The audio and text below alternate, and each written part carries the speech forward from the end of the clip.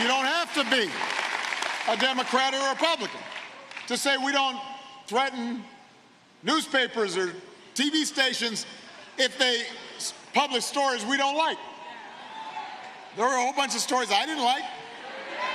I didn't threaten folks. I might just complain. I might say to Michelle, hey, that's not fair. But because we live in a democracy. But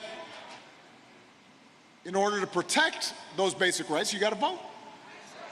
You don't have to be a Democrat or a Republican to say that we do not target people based on how they look, how they pray, what their last name is, what their sexual orientation is. That's not right.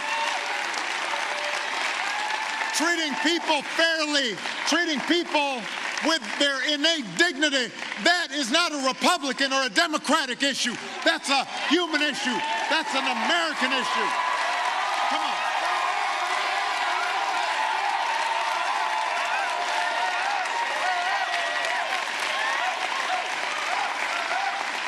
How hard is it to treat people fairly? Come on. You're supposed to learn that in the sandbox, right? You teach that when like somebody's 3 or 4. You say, no, you should treat that person nicely. And, right? Look, there are conservatives who think that it's not responsible to run up trillion-dollar deficits for our children. There are conservatives who think there's nothing compassionate about separating immigrant children from their moms. I believe that there are Republicans out there who think that, we need a limited government, but one of those things they should do is make sure that when the hurricane comes, people are taken care of.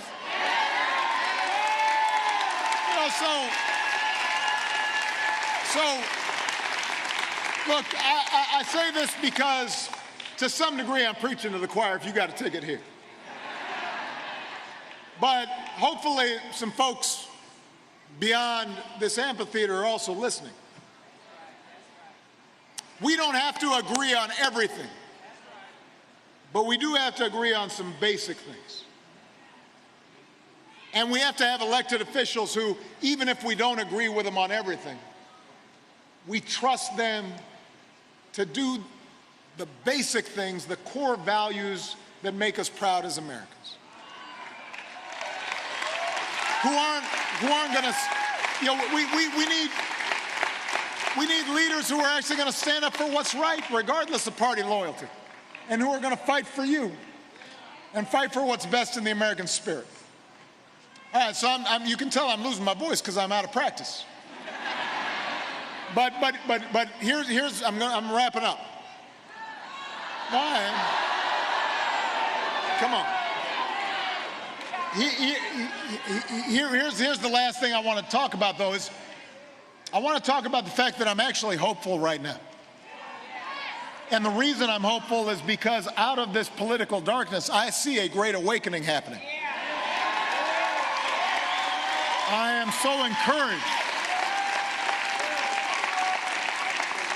because I'm watching people get involved for the first time, or they're waking up to the fact that I need to be involved after a very long time.